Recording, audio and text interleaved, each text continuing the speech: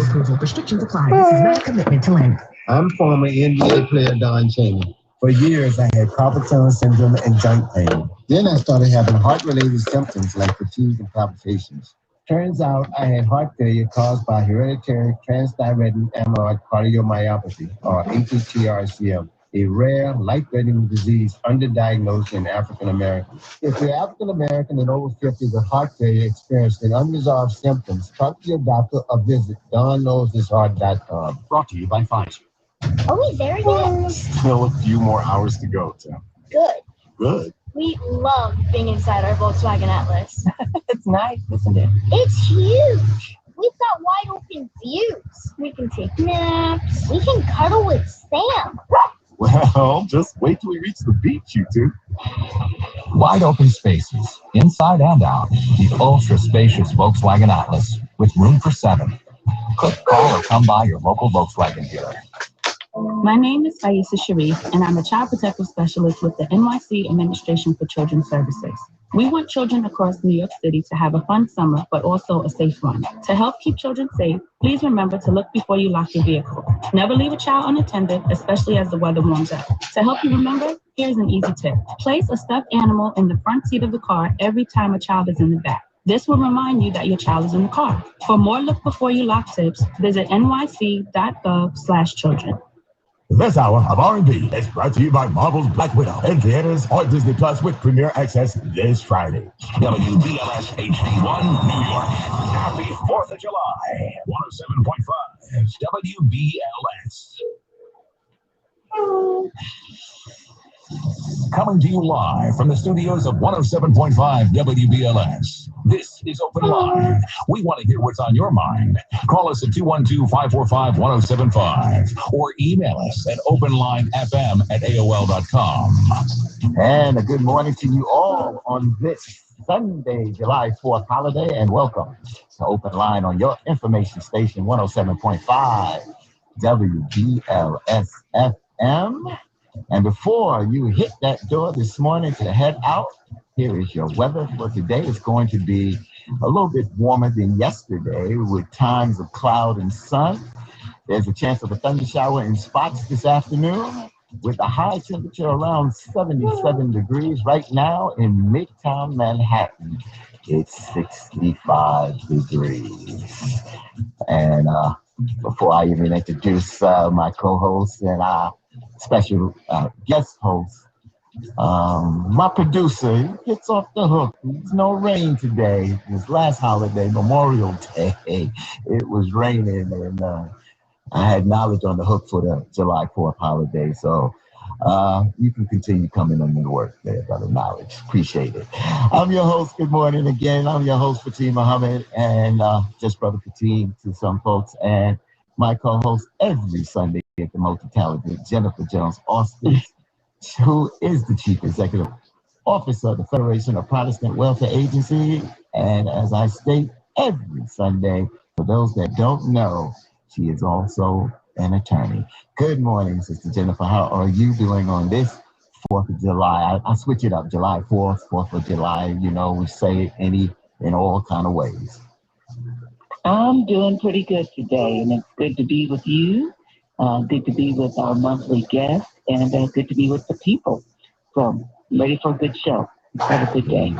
And, you know, we've seen a lot in our time. I didn't say Independence Day today, you know, because Juneteenth, we celebrated Juneteenth as our first time celebrating as a national federal holiday last month. And we've seen a lot of changes. We've seen our first African-American president. We've seen COVID, you know, and we haven't seen anything like that here in America since, you know, 100 years ago. It's a lot that we have seen. We've seen the birth of certain movements, the Me Too movement, Black Lives Matter movement. There's a lot that we have seen, and we've achieved a lot, but there's still so much work that has to be done. Correct, Sister Jennifer? You couldn't be more right. And, you know, it's interesting. When I was growing up, we enjoyed the 4th of July. But in my household, and you know well, and many of the people who listen to us know that my father was a civil rights leader, a faith leader, and a civil rights leader. We didn't celebrate Independence Day.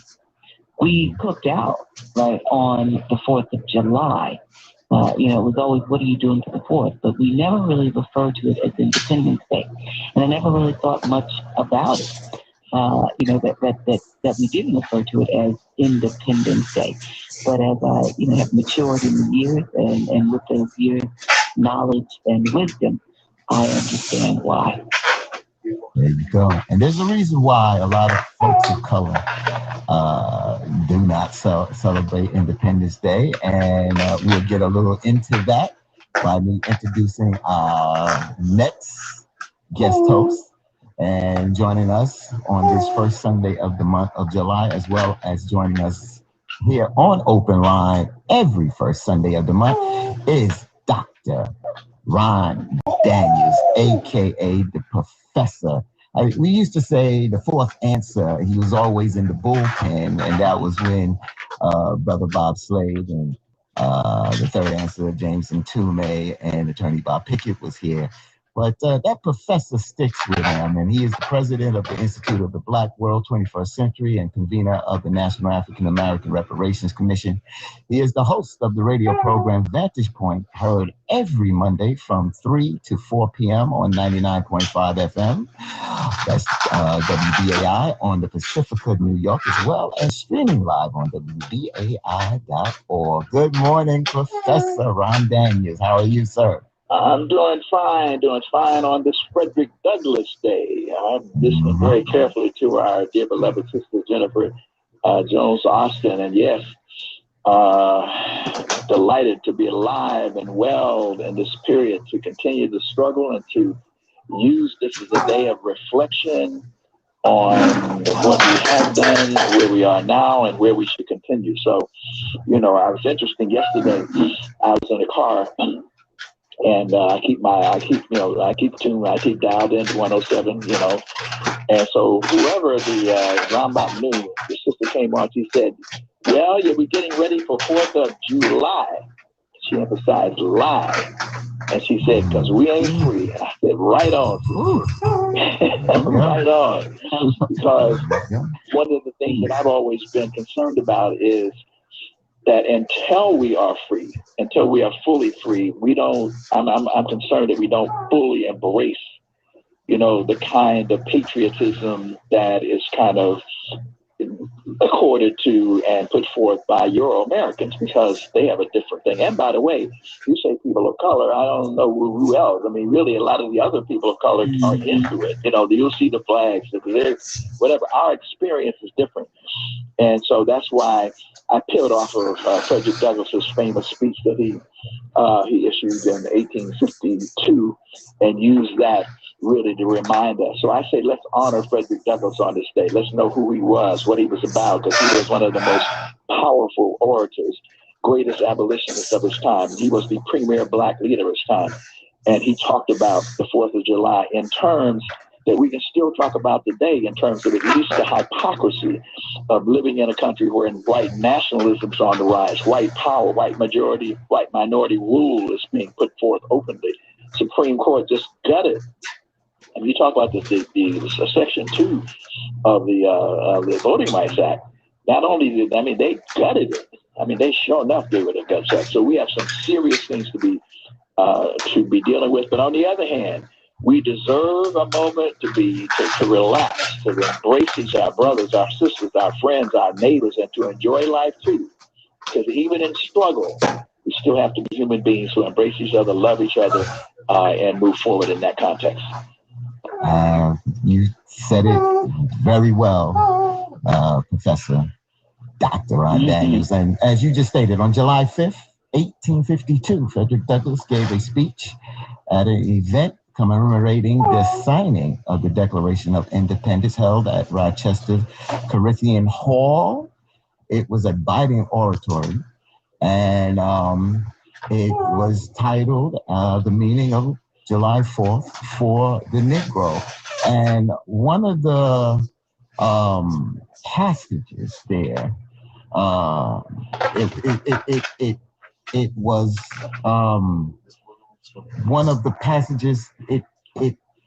It stood out, and I just want to read a little bit of that passage if I have it here.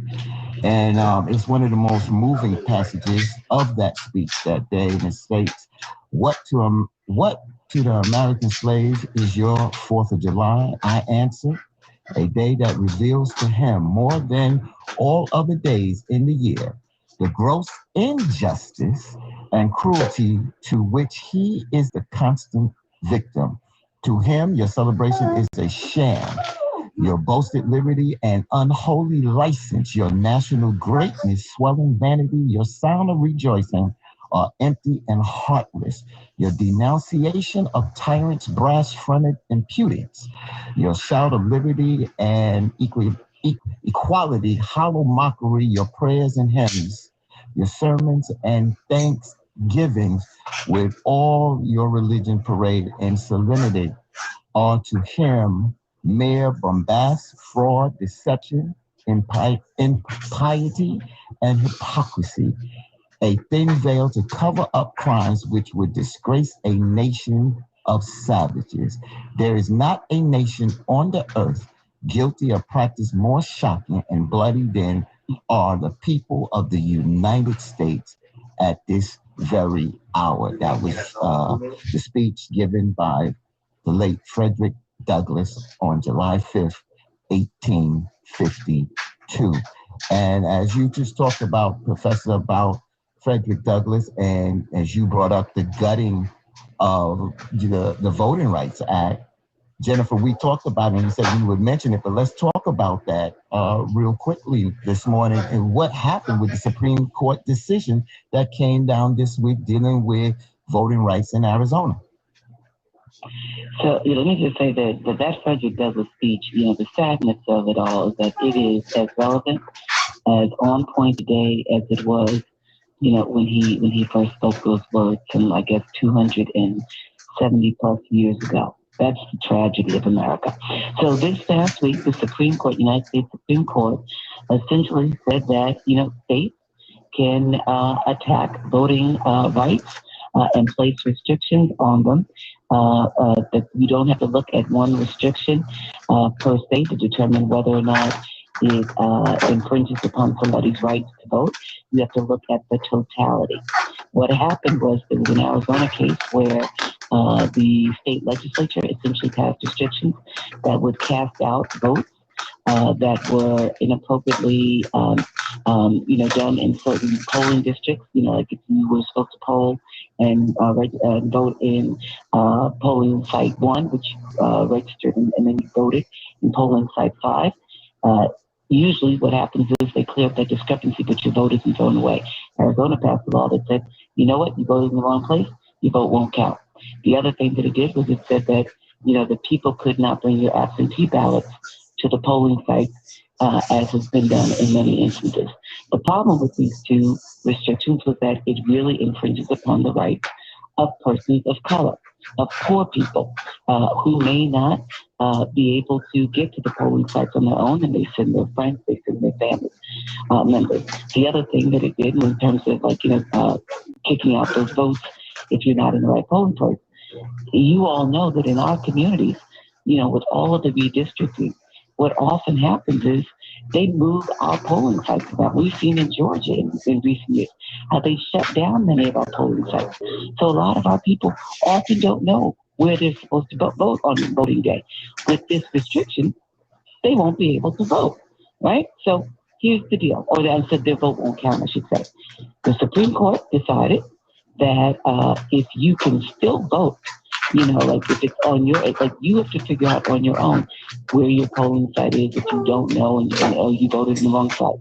You have to figure out how to get your vote, your absentee vote, to the place. They know that the Republicans know that this hurts people of color and poor people. So what the Supreme Court said was, doesn't really matter. If you can still vote, we haven't taken your vote away completely, then these restrictions stand. And what it did was it helped us all to appreciate all the more why we need federal legislation. Because what federal legislation does is it essentially precludes states from taking away your rights. So if federal legislation says that anybody and everybody can get an absentee ballot, federal legislation says that people can drop your ballots off for you, federal legislation says that your votes must count wherever they're cast if they're legal, then a state could not come back and then try to take that right from you. But the Supreme Court said, doesn't matter. We can have this restriction or that restriction as long as on paper it looks like you can still vote. Right. And now Justice Samuel Alito from the Supreme Court wrote for a conservative majority that the state's interest in the integrity of elections justify the measure.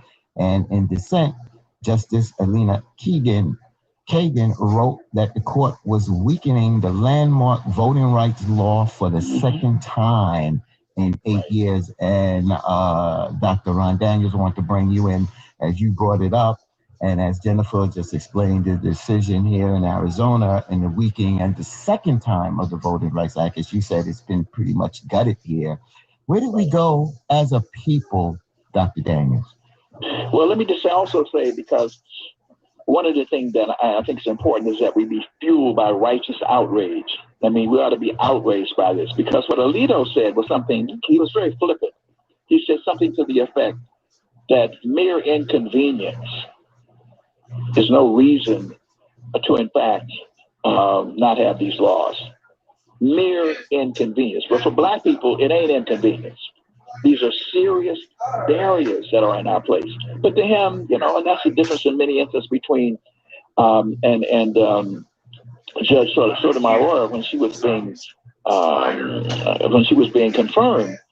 They attacked her for saying that different people bring different perspectives. And she said a Latina woman might have it, and they jumped all over her. But the point is, people see the world differently.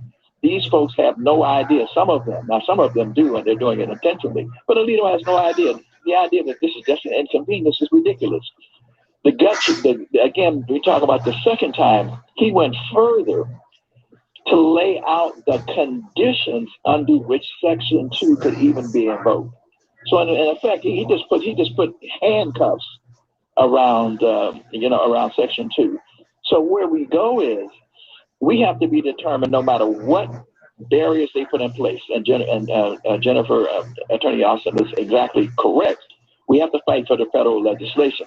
Though there's even some question, given the 6-3 divide on the Supreme Court, whether even new legislation might survive. So that's an issue, an open question. But we have to be determined that we're going to fight for the federal legislation, but we don't care what barriers they put in place. We have to be in organizer mode. We have to be determined that we are going to get our people to the polls by any and all means legally necessary, and be in fighting mode, be in revolutionary, radical mode. And I hope people are learning just how important that ballot is, because a lot of people dismiss it. I mean, the ballot, look at the Supreme Court right now. I'm just going to go back and to a lot of people, whether you like or dislike Hillary Clinton, I didn't like to be and all this kind of nonsense. The one thing we know is that Hillary Clinton would never have put on the Supreme Court these radical right-wing judges. That alone was sufficient to say that we vote. Life is not perfect. Life is difficult. There may be contradictions. Someone did this and that, so forth and so on.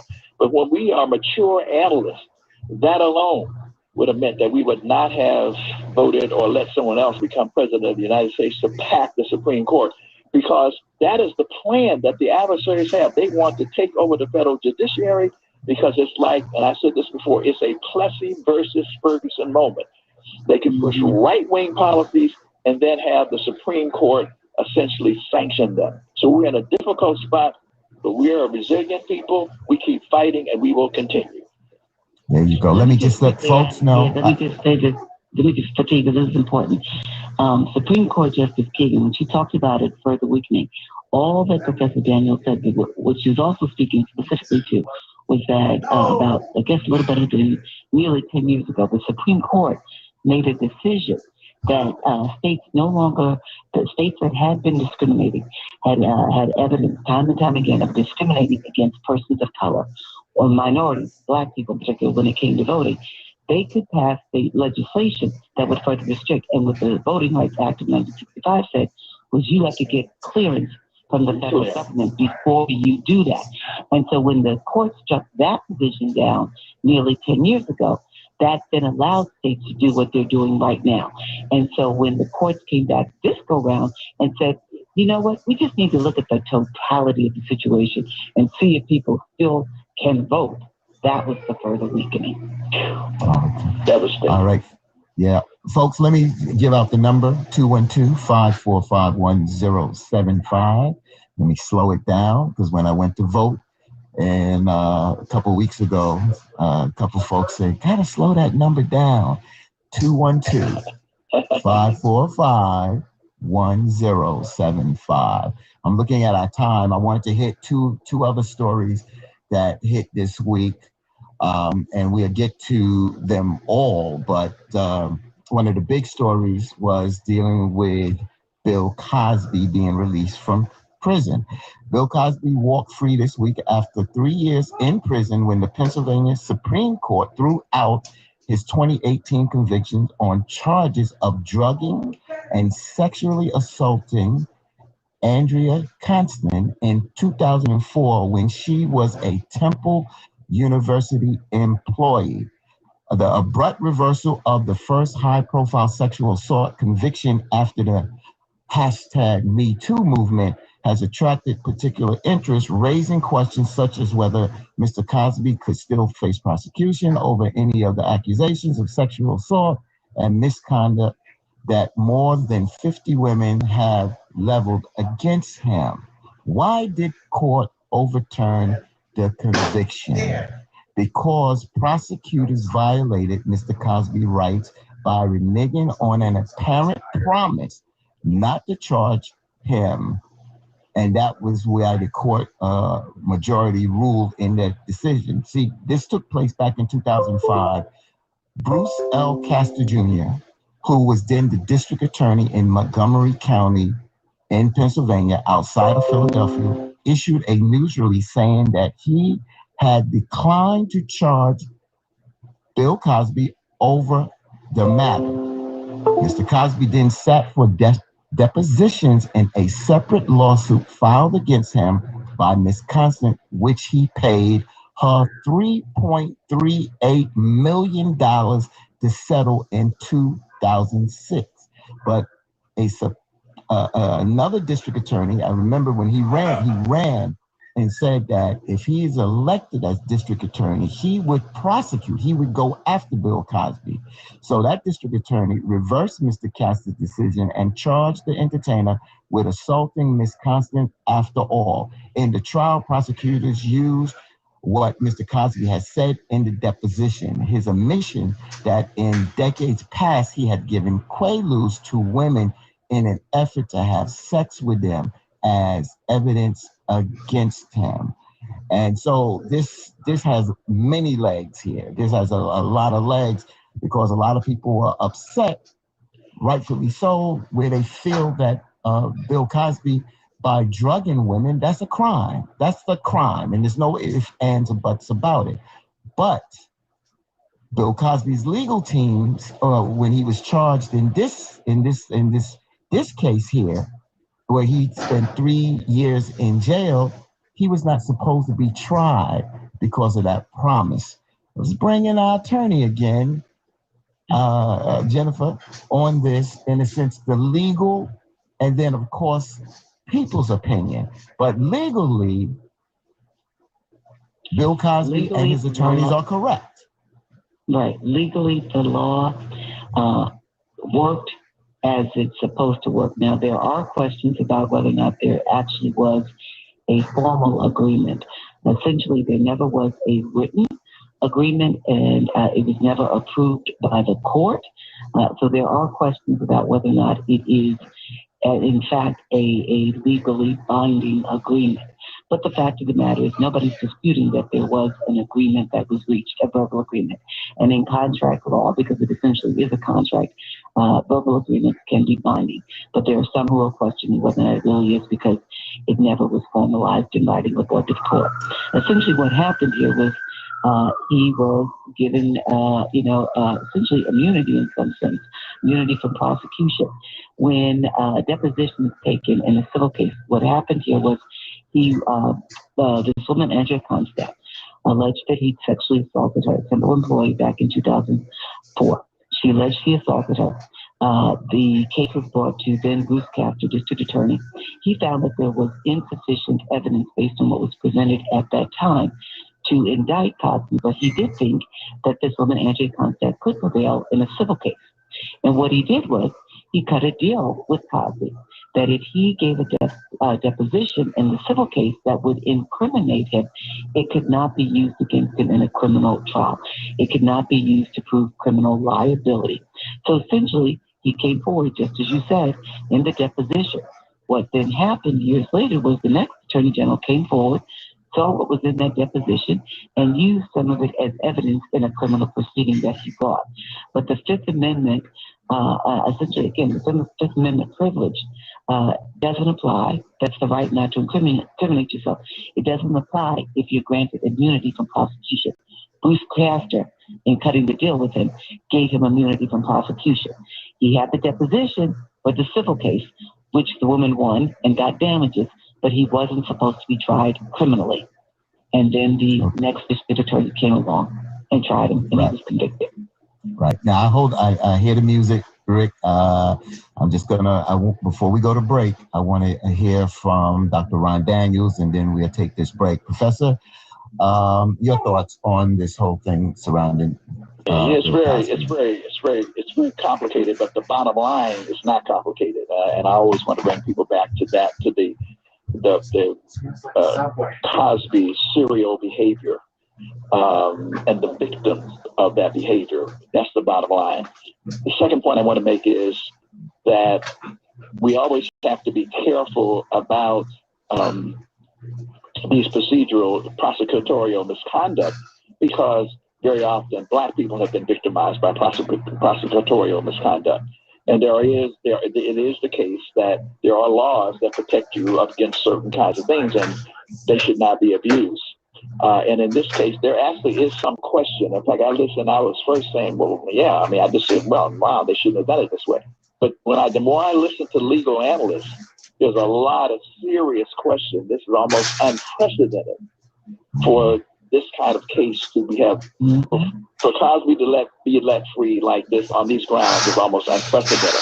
But nonetheless, that is the case, and we have to move from there. The tragedy is, and I don't want to get beyond the tragedy, is that here's one of our heroes, someone who contributed so much to Black people and to humanity, who was Jekyll and Hyde. He had a two-point personality, and he's never been willing to come forward and just say, I'm sorry, I'm willing to make amends and so forth. He arrogantly continues to say that he did nothing wrong, and then he wants to come out and say, to use it like he's being victimized like others in Black America. So he said, I'm really outraged by Bill Cosby's behavior, but I also feel sad. But I cannot also not feel sad for all of these victims, over 61, and if that was that many who came forward, imagine those who were fearful of coming forward because they feared that what happened now would also happen. So I always want to keep focusing on the victims, because we want our heroes, but we want our heroes to be in the spirit of ma'at, of righteousness and justice and balance, and that's who we are as Black people. So it's a real tragic situation all the way around. We are torn. We are torn on this one because, as it was just said, we put out the legal, but as you said, Cosby has done a lot. He's done a lot for historical Black colleges. He's given a lot to humanity. He's been an icon in the movie and television industry. But again, out of all of that, you're still not above the law here. So I just want to make sure that we all had a chance to get a comment in here on Bill Cosby. We have to go to break. folks to chime in. Give us a call, 212-545-1075. You're listening to Open Line right here on 107.5 WBLS with Fatima Muhammad, Jennifer Jones Austin, and the professor, Dr. Ron Daniel, who'll be right back after these messages. What the hell? This is what you've been waiting for. Glorious. Disney Plus, where heroes and villains collide. Loki. Hulu, where revolution takes hold. In The Handmaid's Tale. ESPN Plus, where MLS legends are made. This is what brings us all together. We're the ones we've been waiting for. The Disney Bundle. All of these and more now streaming. Includes Hulu ad-supported or Hulu no ads. Access content from each service separately and select ESPN Plus content via Hulu. Terms apply. Copyright 2021 Disney and its related entities. Hey, Tri-State, more Burlingtons are open near you. Head to Secaucus and Patchogue. They're stocked with summer savings and ready to shop. Get wowed by big deals on top brands. Find everything from swimsuits and sandals to indoor and outdoor decor. All items for a summer full of savings and smiles. And with so many New York area locations, you won't have to search far for a great deal. We're like your one-stop shop close to home. Burlington, love the deals. I saved big money with the Progressive Home and Auto Bundle, so I finally bought that new set of golf clubs. Watch out, Fairway. Here I come. This is not a real testimonial. Sure, customers can save big with Progressive, but your other expenses won't just disappear. Are those clubs going to help you when the hot water heater dies? Also, it sounds like your money is better spent on golf lessons. Time to go shoot the course record. No, but maybe time for a reality check. Progressive Casualty Insurance Company and affiliates. DQ presents. Picture this. Picture the Girl Scout Thin Mints Blizzard. You see two iconic treats blending together in a mesmerizing swirl of pieces of Thin Mints cookies, Cool Mint, and world-famous DQ soft serve. You smile the biggest smile you've ever smiled. It's a double smile because your two favorites, DQ and Girl Scout Thin Mints, are together in one delicious treat. And the only reason you stop smiling is so you can start eating. The Girl Scout Thin Mints Blizzard, exclusively at DQ. Get it delivered at DQ.com. DQ. Happy tastes good. Amazon is offering sign-on bonuses up to $1,000. Plus, earn up to $20 an hour for select roles. The best part, they're hiring near you. So start now to take home something greater. Go to Amazon.com/apply. Amazon is an equal opportunity employer.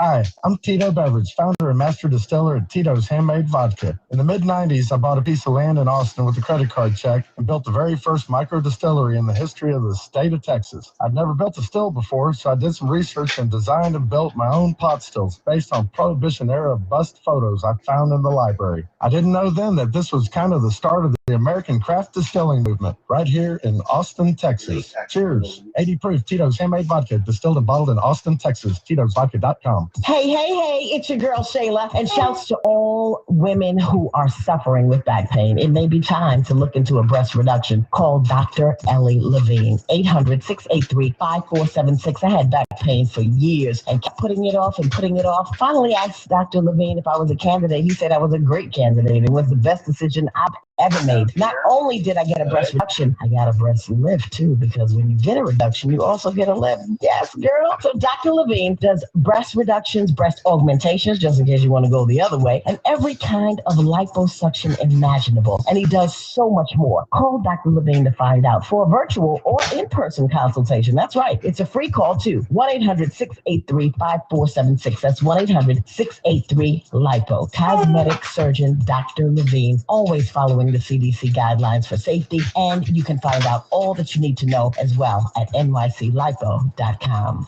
Welcome back, the soul of Broadway. Ain't Too Proud, the life and times of the Temptations on October 16th. Get your tickets today at ain'ttooproudmusical.com. See you there. You can listen to WBLS on Amazon Alexa speakers, Google Home, and now Siri. And play WBLS on your Apple device and HomePod. Siri is in the house. Baby. Just ask the assistant of your device to play WBLS. Just like this. Hey, play WBLS. Number one for R&B and Steve Harvey in the morning. 107.5 WBLS. Welcome back to Open Line right here on your information station, 107.5 WBLS. To reach us here on Open Line, give us a call, 212-545-1075. You can reach us on Facebook and Twitter by going to WBLS 1075 NYC. And we are streaming live at wbls.com. And as promised, we are going straight to the phones, but a couple of quick announcements. First up, Sunday morning with Reverend Al Sharpton will be coming up at 9 a.m., so keep your radio dials locked right here on WBLS. Now, last Sunday, I mentioned that we were going to be off on the open line, online, the second hour on the stream. But with all this information coming out, dealing with Bill Cosby and voting rights and everything, we are coming on at 9:05 this morning on WBLS Facebook page. So join our panel discussion with our open line, online team of Bobby Child, Jamie Harris, Larry Ham, and Pamela Means. Also, folks, don't forget our midweek WBLS Facebook open line online every Wednesday night, live from 8 p.m. to 10 p.m. We was off this past Wednesday, but we'll be on this coming Wednesday evening. And folks, do not forget to catch Express Yourself this morning with the legendary Untitled Gary Bird. And last week I forgot to announce we had a lot of announcements of people passing. And sometimes you get in that season, but that's what life is. Life is about living, but it's also making that transition onto that next stage. And a family member, DeLacy Davis, lost his father approximately about a week and a half to about 2 weeks ago.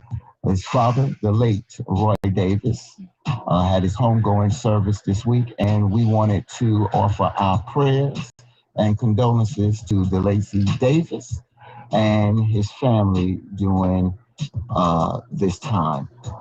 Also, the Men of Bello, that's Montebello Park in Springfield Gardens, Jamaica, Queens, lost an open line fan, and his gentleman's name is Bobby Hartwell. Bobby Hartwell was an open line fan. He was always in the Montebello Park, and my former softball coach, Mike Aikens, had passed on some information, say whenever he would come in contact with Bobby, he would always be talking about open line. Bobby worked for the post office. He was 66 years old and never retired. But he loved open line and Sunday morning. All right. So, folks, that's our announcements for today. We're going to go straight to the phones because a lot of folks are holding on. I'll kick off the phones here. Let's start with line 6 and speak with Leslie, calling us online from Indiana, wants to talk about Bill Cosby. Is that correct? You calling Leslie from Indiana? That is accurate, yes. Katrina, I believe you just said that we are torn. We are torn by what has happened to him. Exactly. I said some people are torn because of Bill Cosby, because of what the charges that he was brought up on, what he admitted of drugging women for sex, but also for the humanity that he has done and the legacy that he has left in his television and film career. Yes. That's why I said some people are torn. Yes. Absolutely. I am a person, there's no being torn about this whatsoever. That humanity, that legacy went out the window. It went out the window when he purposely drugged all of those women and then raped them. Bill Cosby is a rapist. Bill Cosby is a rapist. I am so sick and tired of men like Bill Cosby getting off because of his humanity, of his legacy. No, he is a rapist. He needs to walk in jail. What he did to those women is heinous. He did it unbeknownst to them, without their knowledge. He drugged them and he raped them. He is a sick man who needs to get medical treatment behind bars. I speak for many women who, unfortunately, their voices are silenced while their vaginas stay open, and he raped them. He is sick. He is hated.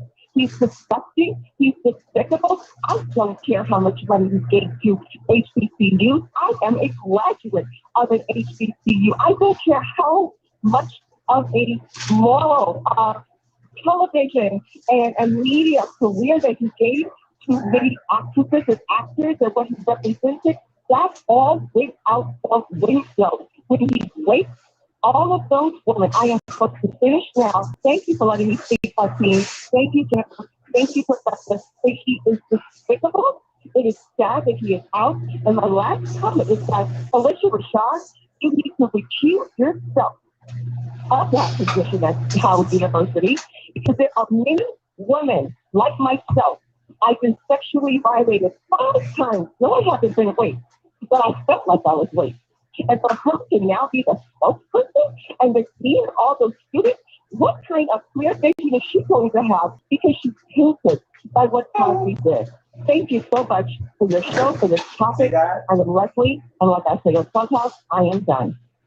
All right, Leslie, and sorry about what you just said that you experienced, because this is real out here. Before we go on, I have to get a comment from first you, Jennifer, and then you, Professor. Jennifer? Well, what Leslie did was she speaks the pain of many women. And, and I mentioned before, and you said it too, Christine, to both you, Professor Daniels, Martine, I'm grateful for men and Black men who stand up and speak up in this moment and don't just make it, did the brother say he did it to Andrea? Well, he said he used Quaaludes, but, it was, Quaaludes. It was recreational back in the day. No, he did it for the purpose of drugging these women to put them in a state where they could not be in control of themselves. And so we cannot dismiss that. And every time we do, every time we say, well, but he was a good guy, it says to women, your mothers, your daughters, your nieces, your sisters, your friends, that you know what? There's some mitigating circumstances. You can harm women like this, but if you did some good in the world, then it all balances out. It doesn't work that way. It can't work that way. Professor? Totally agree. And Jennifer took the words out of my mouth because I think it is particularly important that Black men stand up. We cannot be the onus of this on Black women or women in general, for that matter. We have to stand up and we have to take a correct stance on this matter. And I was just thinking of this, it's not analogous, but Joe Paterno, people remember, he was the legendary football coach from so on and so on. He was a living legend. And yet he refused to report what he saw. And that was the end of his legacy went out the window because he was complicit in such a heinous behavior of one of his coaches. He covered it up. And that's where you look at Crosby at this stage. And I agree with the sister. He's sick. He needs treatment, but he doesn't need to be free. But he is a sick person and he needs treatment. And again, and the passion in her voice. Women have suffered so much under this patriarchal society and with men in power and being able, and people taking advantage of them and then fearful from comfort to come forward. And that's why we can never ever, we have to unite with and feel that pain. And we have to act accordingly in terms of where we are as a moral and ethical people. And I have to make sure that my voice stands in solidarity as, a man, as a Black man, for those women and stand up against this because, I have 2 daughters. It's not just because I have 2 daughters. I have a mother, I have an aunt, I have a grandmother. Right. And all those women that, Jennifer, and all those women that have gone through this or even haven't gone through this, they should not go through this at the end of the day. But if you look in social media, you do see, I shared something that, I'm not going to say the person that put it out at the end of the day, but you should, the comments vary because, as I say, a lot of people are torn on this and a lot of people celebrate Bill Cosby from the perspective of the things that he has done. But as you said, that it goes out the window when you do bad. So, but anyway, people have heard us. It's time to hear them. Let's go to line 7 and hear from Sandra calling us from the Bronx. Good morning, Sandra. Welcome to the open line. Good morning, brothers and sisters. The mercy Lord, and like the sister said, I've been violated, and I don't want a dime from nobody that I don't even want to be bothered with my family that be bothered with that person that violated me. I don't even want a dime from them. I would take that money and put it in the homeless shelter for people that need it. I wouldn't even take a dime from that. I pray for him. That's all I can say. I don't care if he's a billionaire. I don't care if he has money in a bank. God bless him. I pray for his soul. Okay. All right. Well, I'll take one more call, and then Jennifer, you'll take it up. Let's go to line 8 and speak with Wale calling us from Manhattan. Good morning, Wale. Welcome to Open Line. Your thoughts? How you doing, Brother Fatim, and your panel? Doing great.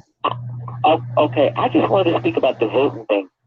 Okay, yes. In 2021, okay, we could put a man on the moon and all this kind of thing here, but those rural areas, where you gotta drive 20 miles to get a pack of chewing gum, those areas probably don't have the accessibility for voting. But here in Manhattan, Bronx, and Brooklyn, I'm standing up for the Board of Elections because they did their job. I got every piece of literature on ranked voting that you can think of. The booklet that had everything from the mayoral all the way to the borough president to the city council, all that.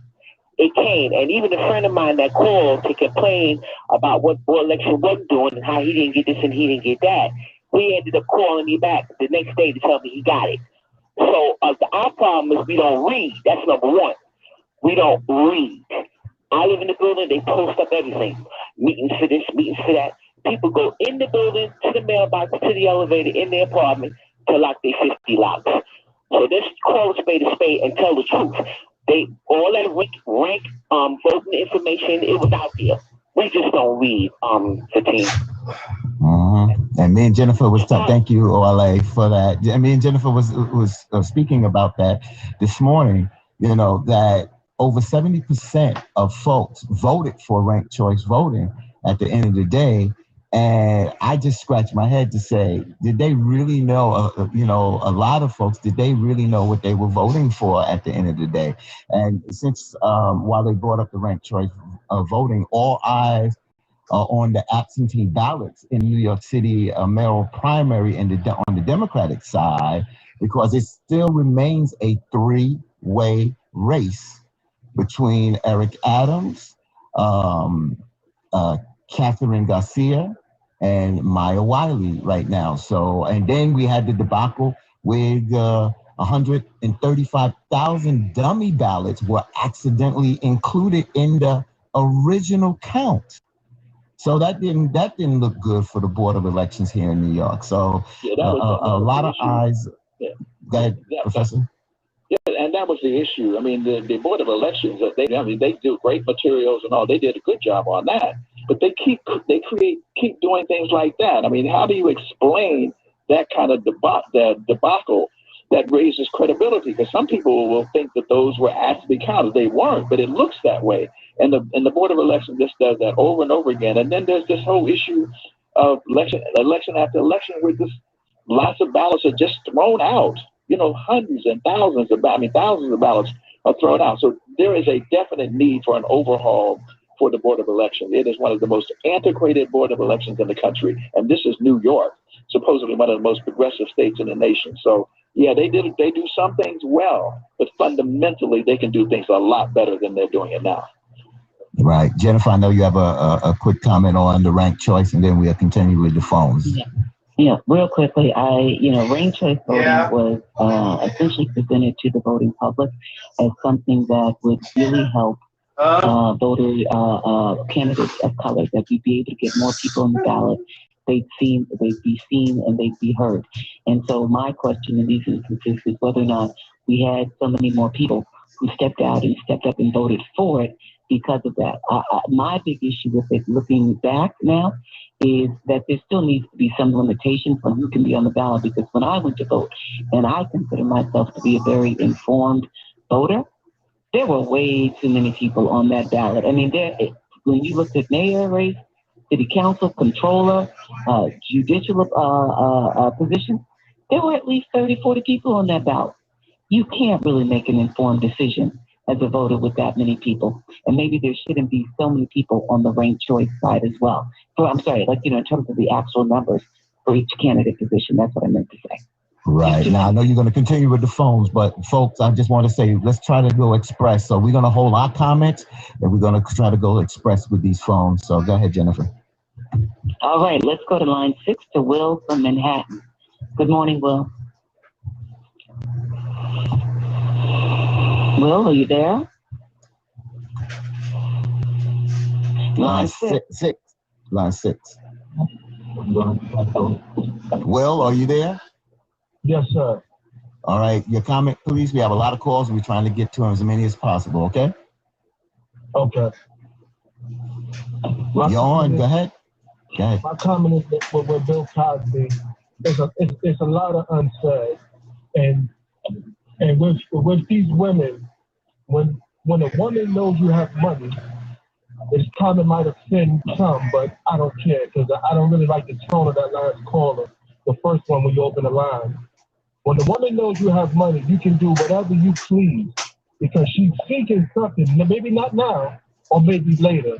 So it's a lot of uncertainty with that. He drugged them, who knows? But thank you for taking my call. Unfortunately, we all know because Bill Cosby said it. All right, I'll let Jennifer continue. Let's go to line 7 to Bilal from Queens. Line 7. Good morning. You want me to go ahead? Yes, go ahead, Bilal. You're on the air. Okay. This is to the whole panel there.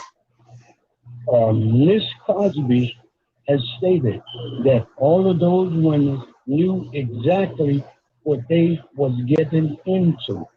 But I'm saying they got high with Mr. Cosby, and now they cry foul. That's it. All right, Bilal. Appreciate your call, Jennifer. Let's go to line 4 to Kareem from Harlem.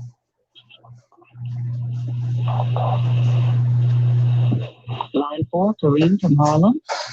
Yes, yes. I just want to say that let's be clear. Let's not be bamboozled.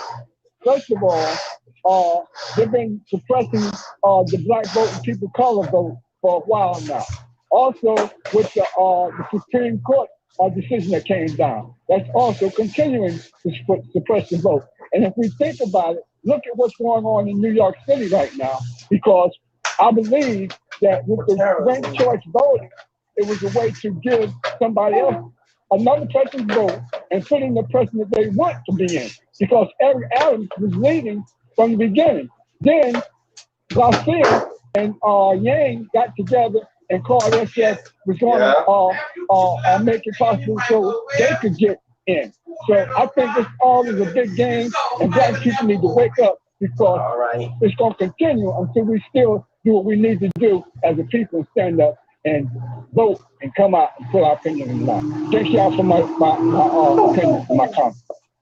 Okay, Kareem. All right, let's go to line 1 with Michael from the Bronx. Michael? How you doing, folks? Yeah, real quick. First off, with the Supreme Court thing, now is the time for Biden and the Democrats to expand the courts, as they were talking about before, and to actually revisit this issue and correct it. There's no filibuster, so there should be no excuse, because the Republicans threw out the filibuster when it comes to Supreme Court nominee hearings and appointees. And a quick word on Bill Cosby. I'm not dismissing what happened, and I'm certainly not dismissing prosecutorial misconduct that Dr. Daniels had brought up. But then it was Mr. Cosby that was being dismissive of prosecutorial and police misconduct. Years before that, I had a verbal confrontation with him on the phone, but he wanted to dismiss it and say that if you got busted by the cop, that means you did something wrong. And I was giving him reality. So now he wants to play himself the victim of all this. It's nonsense and it's outrageous. All right, Michael, appreciate that. Well, most of the time, I'm rushing our last thoughts. So what we're going to do is we're going to have final thoughts here. And I don't want to thank all the callers for calling in this morning. Let's start with you, Jennifer, your final thoughts this morning. I'm really appreciating the calls that have come in. They just help us to appreciate where we are on these very challenging issues, both voting rights and voting access, as well as the Cosby decision. I think what we've, all that we've heard this morning just lets us know as a people of color that, yeah, life is complicated. Not everything is black and white, but, truth and honor is truth and honor, and respect is respect. And we cannot minimize what happens in the world to us, but we also can't minimize what we do to one another. And Bill Cosby did some very ugly things to people. It's a tragedy that he's out today. Professor Dr. Ron Daniels, your final thoughts. Yes, the last caller does raise an area that was controversial in terms of Bill Cosby's, even his general advocacy, because he came out and began to blame the victim as if, what was happening in the black communities because we weren't behaving, it was our fault and so forth. So that's a whole separate conversation. I do lament the whole notion that somehow women are looking for something and they get what they got what they were supposed to get. Let me just say, even if people were consensually taking drugs with Cosby, and that was not the case, but even if it was, they had no right to be raped, and that's the bottom line. And so we can't make excuses, brothers. We can't make excuses. Think about it, learn from it, and let's build a better society for ourselves and for the world. And I agree with what Jennifer and Professor Dr. Ron Daniels said, that, Bill Cosby has done a lot of good. Yes, he has done a lot of good, but he has tarnished his career. He's tarnished his record from admitting drugging women, and by drugging women and having sex with women, that's illegal, and that's a no-no.